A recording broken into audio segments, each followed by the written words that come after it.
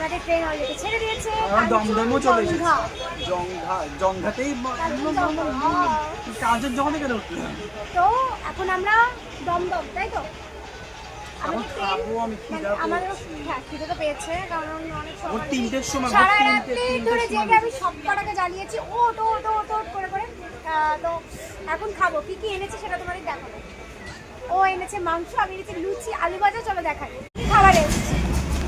কোথায় যাচ্ছে সেটা বল। সেটা বলবো না, বললাম না, এখন নামলেই সবাই বুঝে যাবে। কি আছে? অনেক লুচি দিয়েছে, লুচি আর কি।